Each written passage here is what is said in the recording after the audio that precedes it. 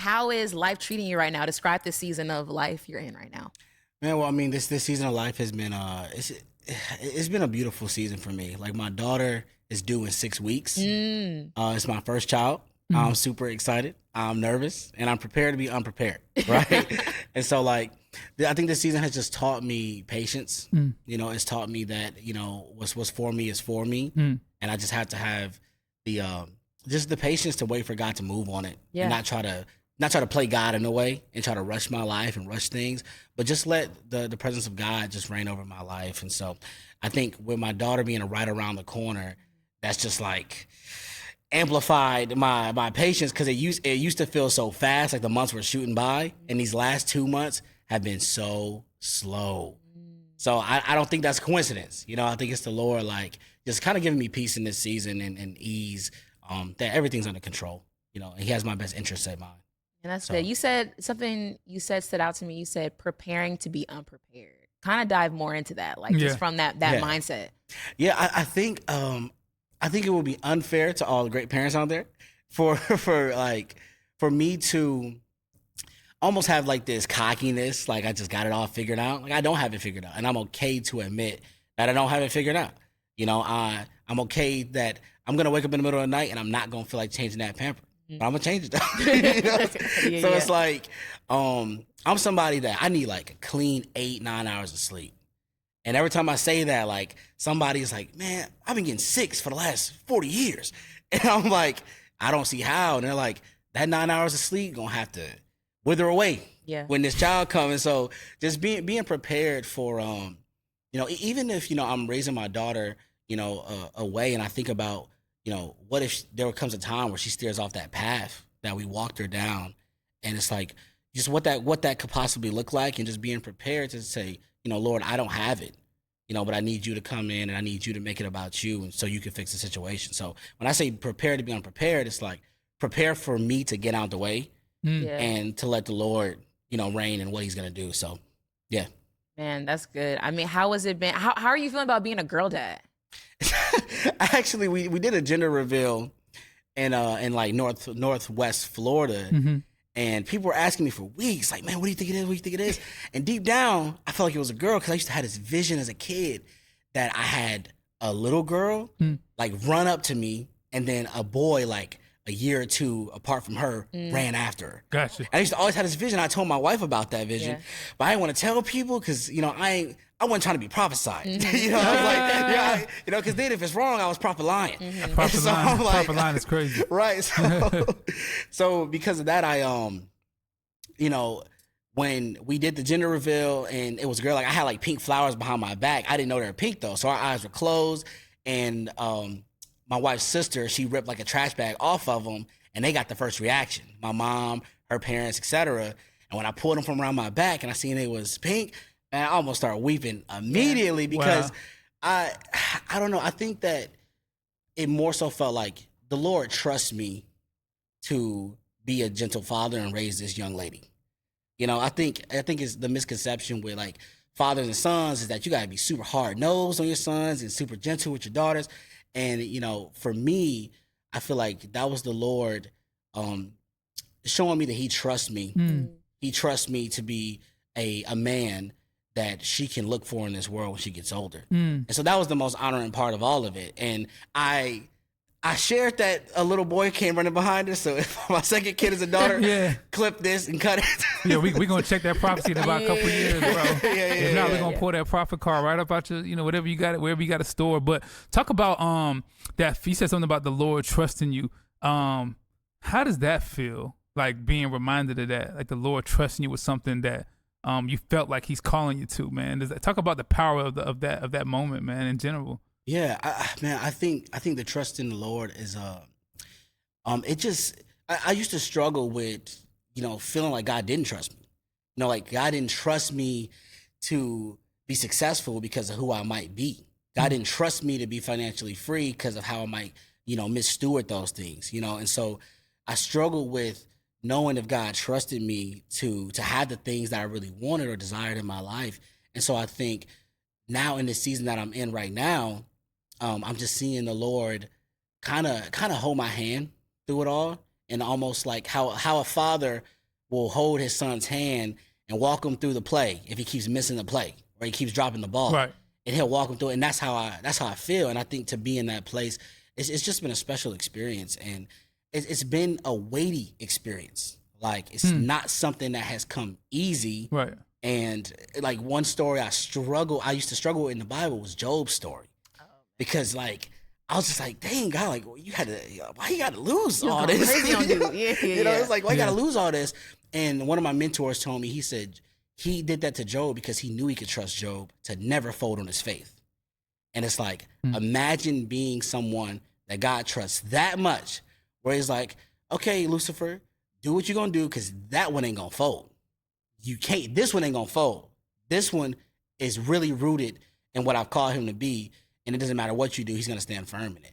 And I think once I've heard that perspective on Job's story, I was like, Lord, I want you to trust me. You know, no matter what that looks like. And man, I'm careful saying that.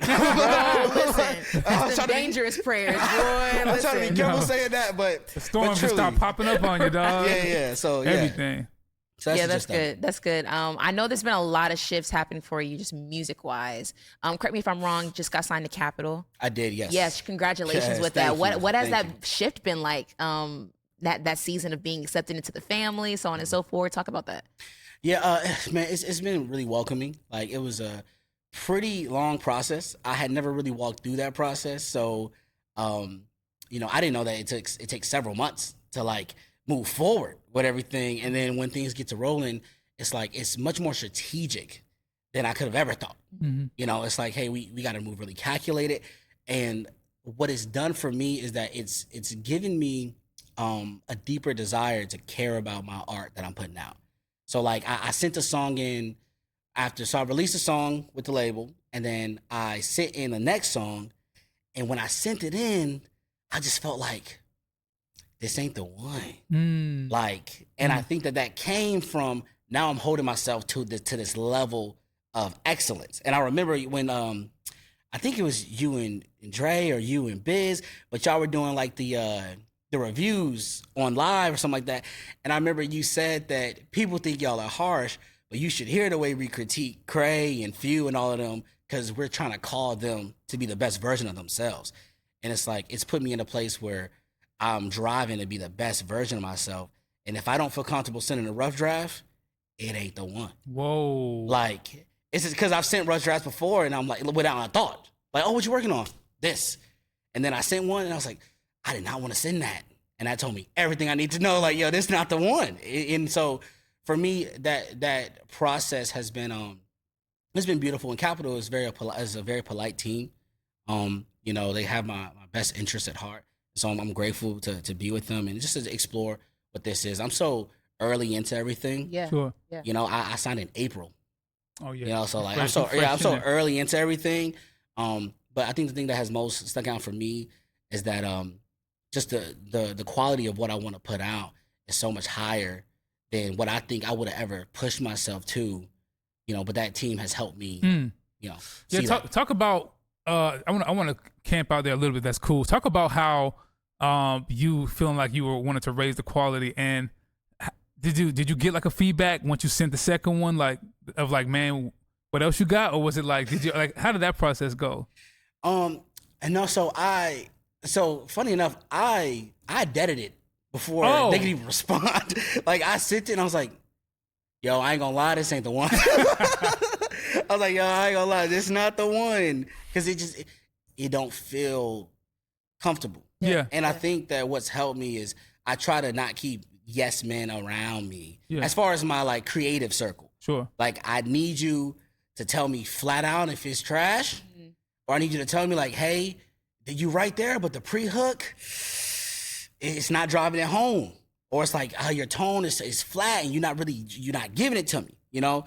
And so having those people around me has really helped me. And, you know, some like Wes Ryder, you know, he's in my corner, Quentin Koblenz, and Scooty. Like, me and Scooty were college roommates. Oh, crazy. Like, me and Scooty went to college together. Wow, I know small Scooty. world. I was his best man at his wedding. It's like, me and Scooty are close, and he wanted a yes man. I mean, he wanted people that's not a yes man. He's a no man. He's a no man. He's a no, because I'll send him something, and he like, brother, this ain't it. And I'm like, no, I respect it. I respect it because it drives me, and he'll send me stuff, and I'm like, this ain't that, bro. This ain't that, Chief. You know, and you never know. I seen the last podcast with Paris where he told RG, God made a way wasn't it, and it's like I think in that regard, it comes to a gut thing. Sure. Like if you like, in some scenarios, it comes to a gut thing. But I'm a firm believer. Like if you have a team around you, trust your team. If you don't want to trust your team, don't have a team. Like if you don't want to trust your team, don't have one. Yeah. Boy, you said a lot right there. Yeah, no, I mean it. Like my wife knows. Like I trust my team, and if I didn't trust my team, then I wouldn't have one. Just do it on my own.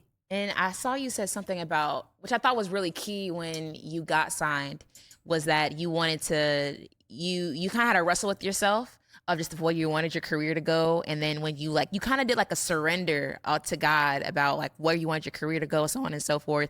And then the opportunity came. I just wanted you to dive into that just a little bit about what that journey looked like for you of just kind of putting something you love to the side in hopes of just trusting God with where he wanted you. And then now seeing where you are with making the deal with Capital and everything.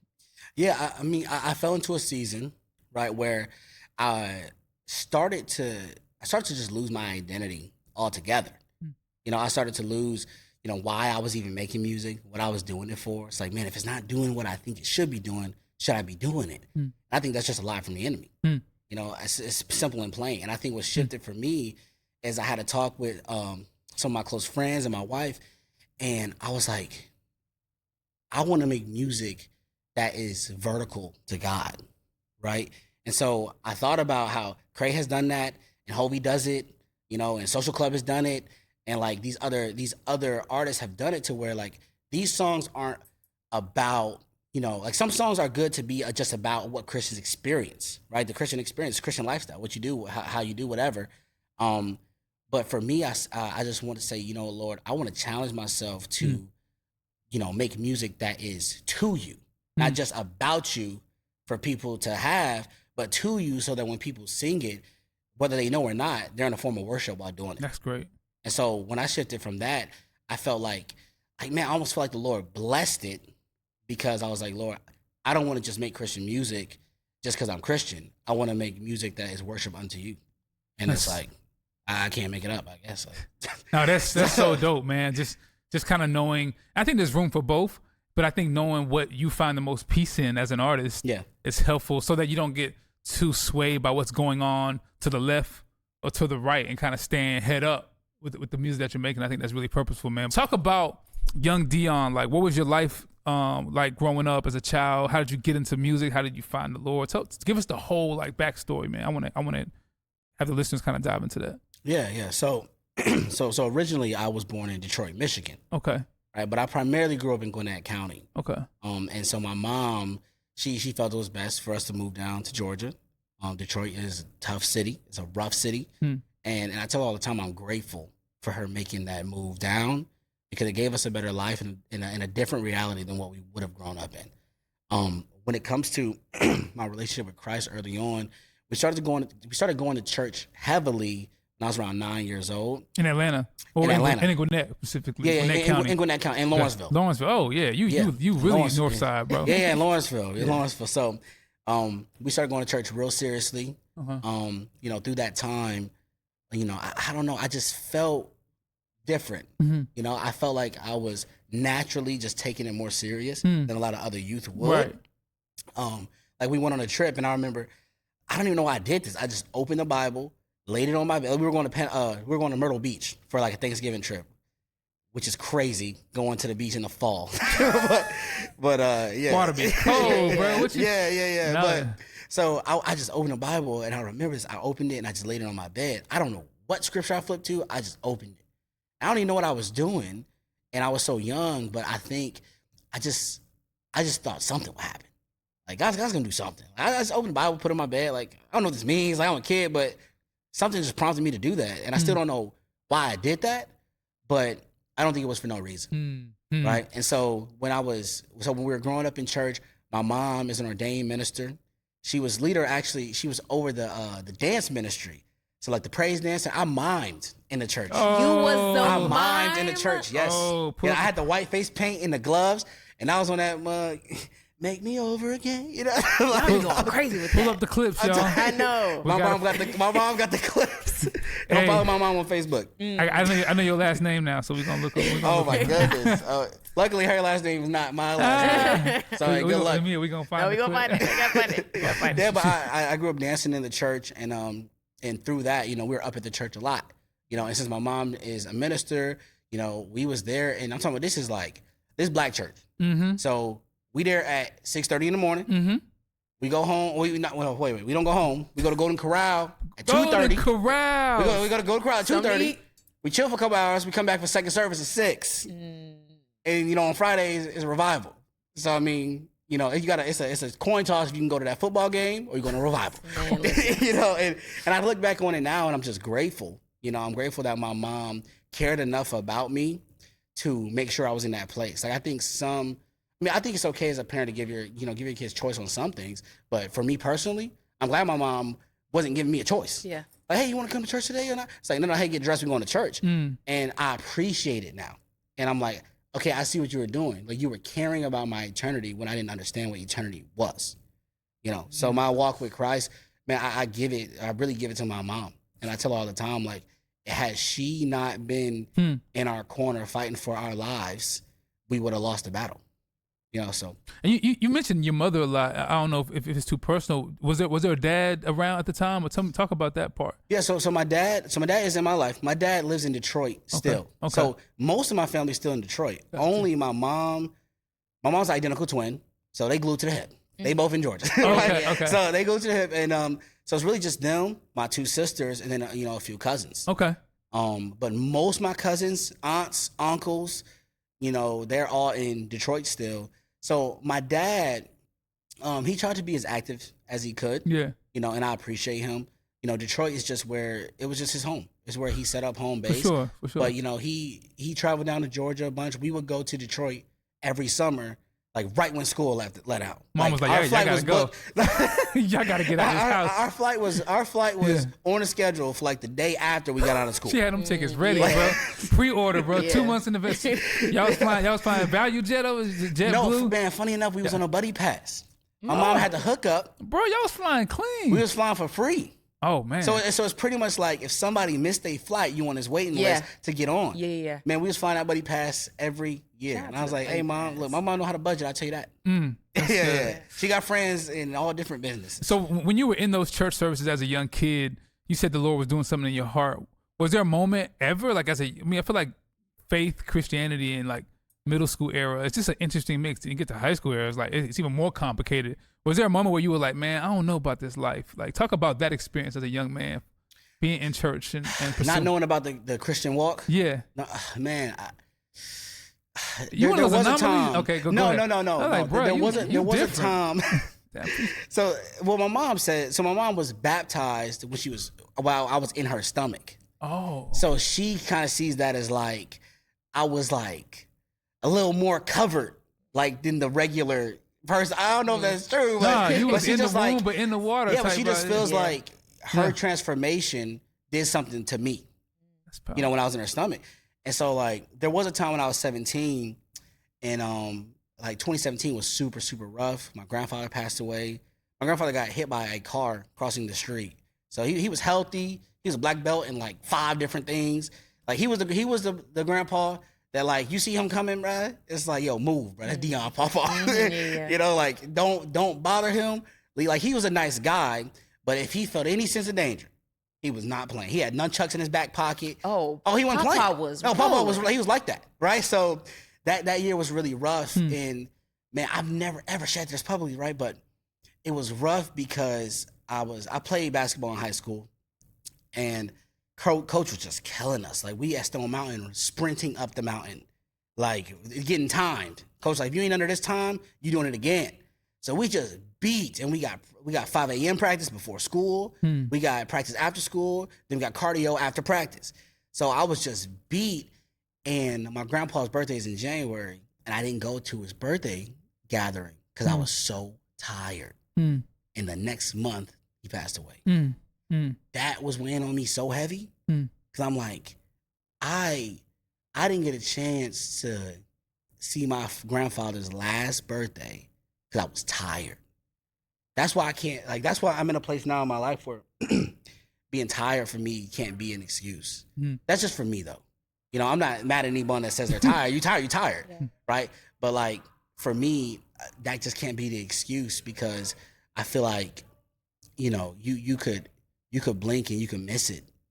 And I don't mean you gotta, you know, have FOMO, but, like, that just meant something to me. My grandpa was like, there. Yeah, like, we was on the news and everything. Like, they came to the house and had us on the news channel. Like, it was a big deal that he got, you know, hit by the car. But then further into that year, 6 other people passed away. I had 3 friends that died in a car accident together same night. I had a friend's father that I would consider an uncle. They just found him dead in the bathroom. Like, I had a friend die of cancer. Like, this all in the same calendar year. So by the time we at the end of the year, I'm just like, is there a God or not?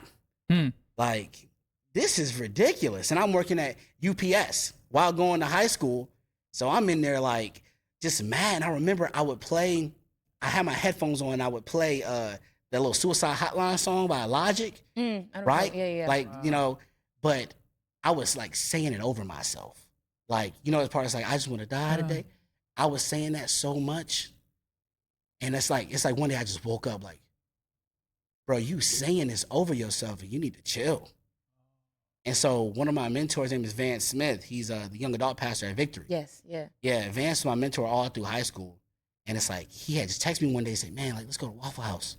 I go to Waffle House. He's like, where are you? Like, not like, where have you been physically? Where are you in here? And it's like, I'm grateful that he would come up to me, because it just, you know, it helped me realize that, man, I'm down for the count and I got to get back up and keep fighting. Right. Shout out some real ones in your corner. Yeah. That can kind of pull you out of those, and that's really transparent of you.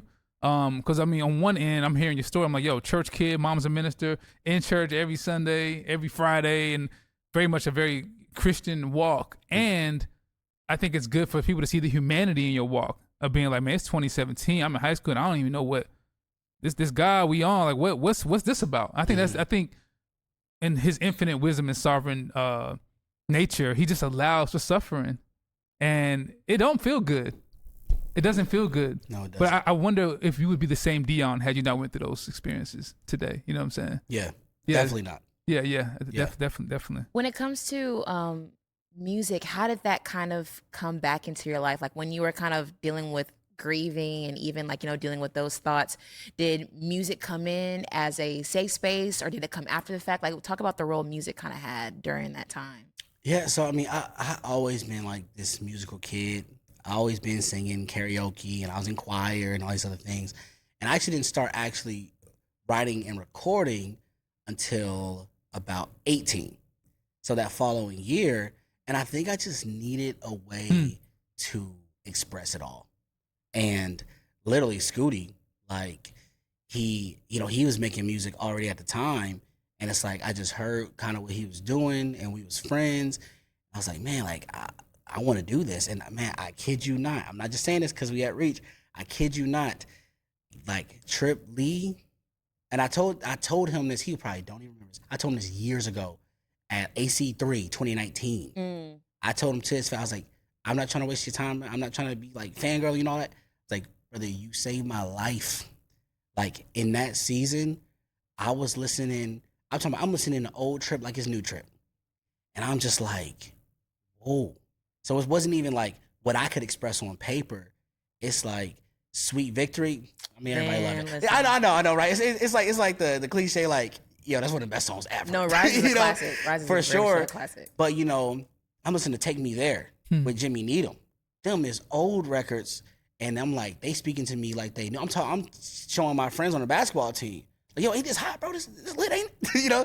And so just in that season, that really helped me.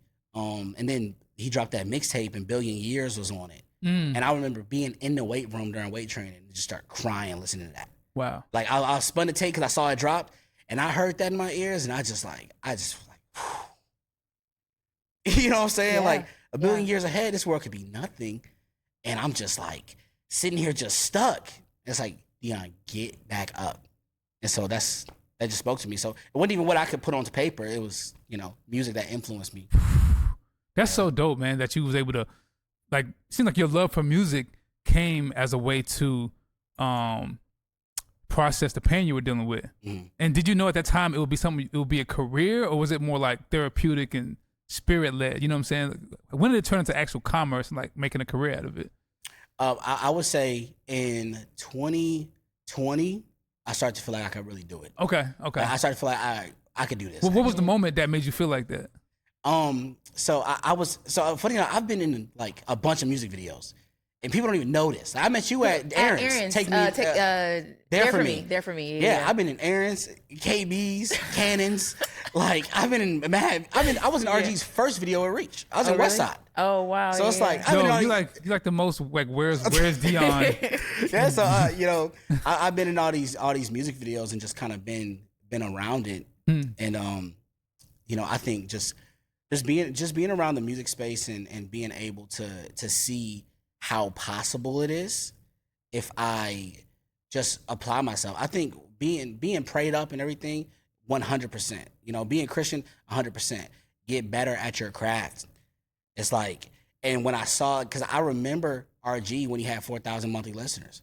I remember his progression, and it's like, okay, it's as much as it is like, man, I'm doing this for God, and I love the Lord, and I raise my hands in worship.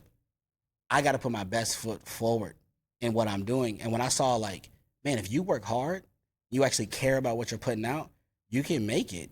And so 2021, I felt like I really caught stride to where then I was doing music full time at that point, and traveling. And I went on a tour, like pretty much alone, and did 12 dates.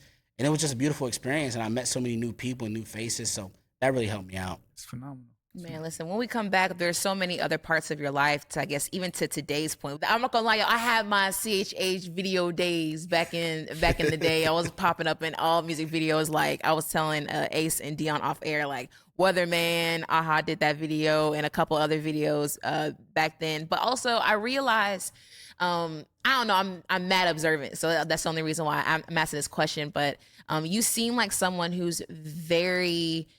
cares a lot about the genre and the space. Every time I'm on social media, I always see you in the comment section, whether it's giving your 2 cents or encouraging or supporting. But that's a great thing. You know what I'm saying? Because I mean, a lot of times people think that you just have to be with said artists to really be locked in and things like that, or be at the shows or even be in the music videos, when really it's just even showing love from afar and having a take on a situation or something that's going on in the space.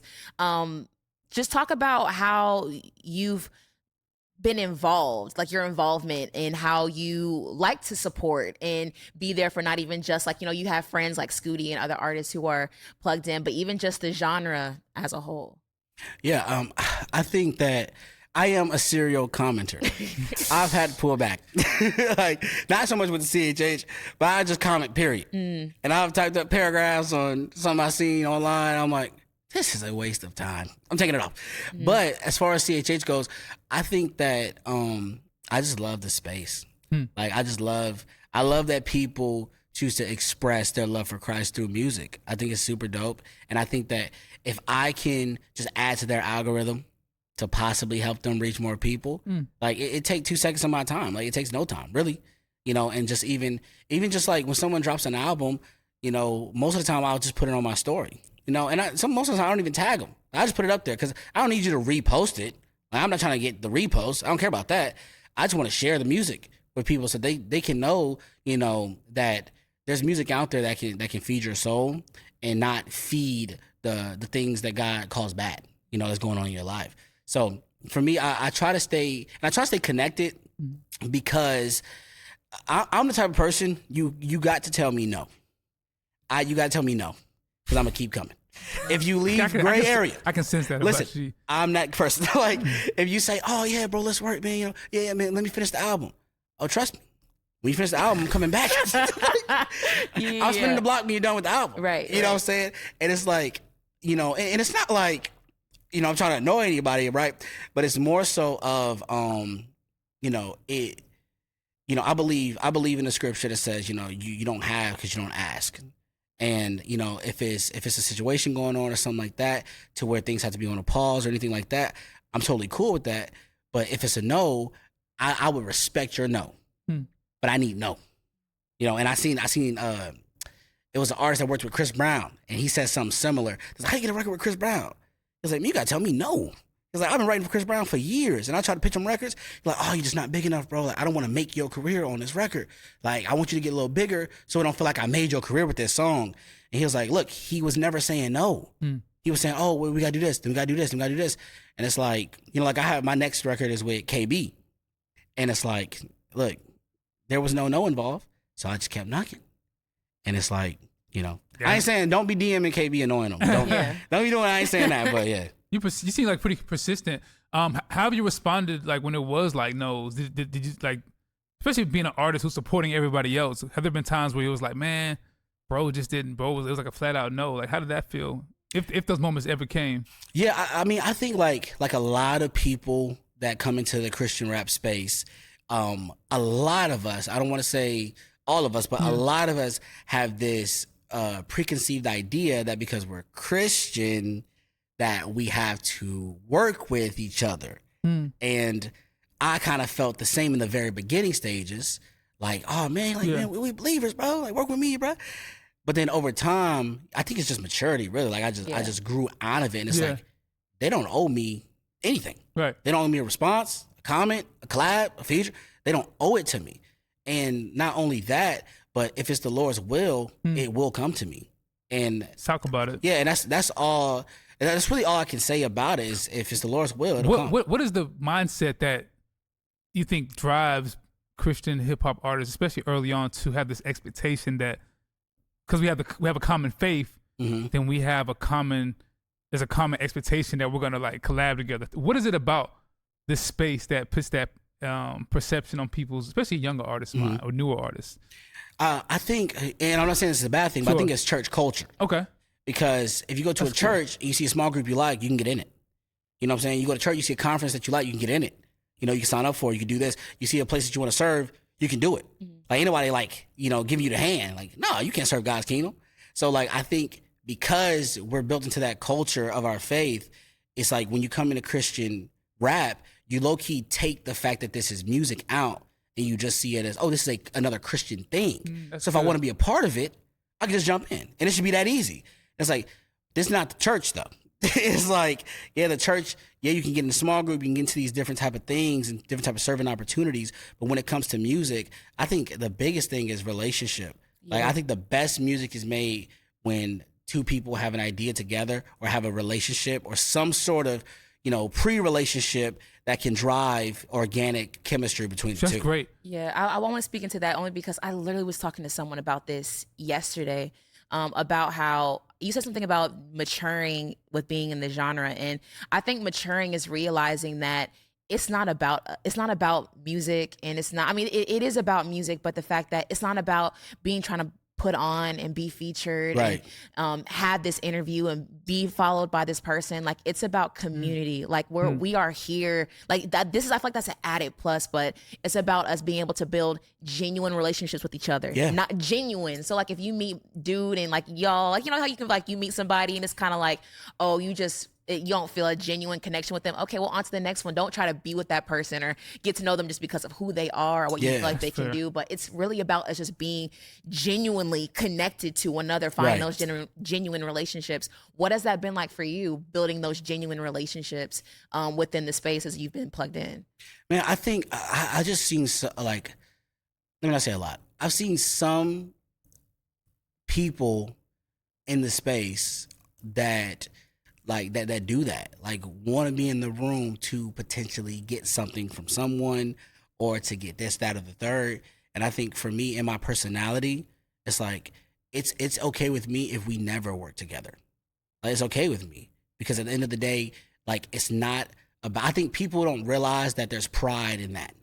Like, there's pride, like, yeah, you want to work with this person because you know it's going to catapult your career, and maybe it's not happening because the Lord knows who you might be, says your career catapults into this area. And it's like, I think that I think God is the ultimate judge, and God knows what we need, and He knows what will elevate us that destroys us, and what will elevate us for His kingdom. And so I think I don't have the expectation for anybody to try to help me or something. Because I think to piggyback off of that before we switch gears, there was a comment made, I forget the artist, about gatekeeping in CHH. It was like a big thing, and I don't want to like discredit what was said, but I think it is important to talk about what that could feel like, and what is a way to kind of like ground that conversation about whether there's like gatekeeping, or is it sometimes people have a genuine connection with certain people. Yeah. Like, talk about distinguishing genuine connections versus intentional like gatekeeping and keeping people out. Yeah, I think people have I think in Christian rap we have this weird view of gatekeeping, and it's almost like if you see a group of friends and they're close friends and they're also successful artists, it's like they're close friends first though. Like RG and John and all of them been friends for years. They friends first though. And it's like you're trying to get into their CHH bubble, and that's what you call it, but it's really just their organic friendship, and they're just all successful musicians. And that's okay. And so I think that it's not so much of, I don't think it's so much of gatekeeping in CHH to where like, oh, you got the control to help me here, and you just don't want to help because you afraid I might do it better or something like that. I just don't think that's the case. I've seen people small and large, scale this industry, and it's not so much about gatekeeping. More so it's about, for me, I want to obtain the knowledge as much as I can. And if I know what I'm doing and I know what I'm talking about, I know the industry that I'm in, then I think I can be successful. I don't need someone to give me the sauce when I have the internet and YouTube and all these other platforms that can help me understand what I need to be doing. Yeah. I think that's so good. And I know we could talk about your record Cry Out, but I also think this is an important segue, because you sound like somebody who's very mature, grounded, and now that when you told me on the break that you're an actual youth pastor, it makes so much sense now. Because I'm like, yo, this guy just seemed very sensible. Talk about, and we're gonna talk about Cry Out a little bit, but talk about just your journey as like tell people like you're an actual youth pastor in a community of believers. Yeah, talk about that. I think that's really important. Yeah, so I'm a youth pastor at a faith-based community center in Southwest Florida called Crossover Community Center. It's for 6th to 12th grade youth, and it's pretty much for kids that you can have a church home, but some of the kids that come, they don't have parents that go to church. So this is a place that they can go that their parents aren't conveniently going. So you go to youth and you're able to still have community.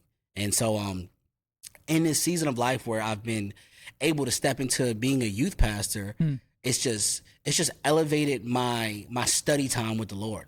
It's like the time that you already have with God, the quiet time that you already have with God, it is like times 10, because when you're teaching the gospel, the Bible says that the teachers will be judged harder. So I'm like, my theology need to be on point, because like now I'm scared, but also it creates a good dynamic for me and my wife, because as I dig deeper into scripture to where I can break it down for youth, it helps me see God's character much, much bigger than I could have ever expected. And I think one of the scariest things for me is living and dying, and I didn't truly know the character of God. But I put God in this box that, oh man, he wouldn't do this, and he wouldn't allow me to struggle. He wouldn't do, and it's like, I need to know the character of God. I need to truly know what the scripture says about how God moves amongst us and how he's made us in his image and likeness, so that I can be a voice to the next generation. That's fire. How you feel like I love this, because my brother-in-law's a youth pastor. He is in Stockbridge. Shout out to him. And I'm curious to how you being a youth pastor, because being an artist is one thing and being a youth pastor, I feel like it's another. So how has that molded you? Just honestly, as an individual, how you deal with people, how you as a believer, like I'm just curious about how that being in that role has molded you as a man. Yeah, I think that I understand grace to a much greater degree ever. Like when I was in college, in ministry college, I was one of the kids that was just like, I had no grace for it. It's like, bro, right from wrong, bro. You just doing wrong. I got no grace for you. And as I've gotten older and stepped into this role, it's allowed me to be around people that are in desperate need of things. And it's almost like I can see them bottle it up now. It's like I have that sensitivity to where, you know, I'll walk up to them and I'm like, hey, you good? Like, no. I was like, yeah, you haven't been good for weeks. I can see it on you. I don't think that's me, but I think that that's something that the Holy Spirit has done in my life through my surrenderance, through being a youth pastor. And so it's just helped me understand, like, you know, it doesn't matter how much scripture I know. It doesn't matter how close I am to God. I still need God X amount of times every single day, just like everybody. It allows me to see everyone just even, you know? Yeah, you sound so grounded. And I think that even transpires, of course, with you as an individual, but then also musically, even in songs like Cry Out that are out. And I can only imagine what the songs that will be coming out. Because I know you said that your things are still fresh when it comes to being with Capital, but the music, I just feel like there's just so much that's people will be able to pull from, just even with you being a youth pastor and being involved in youth, being involved in the CHH space.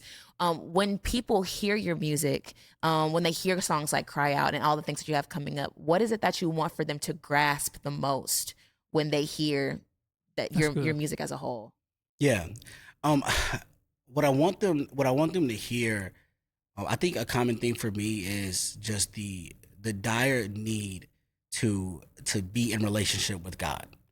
You know, I want people to hear the music and know that they're not alone in what they're feeling and what they're going through.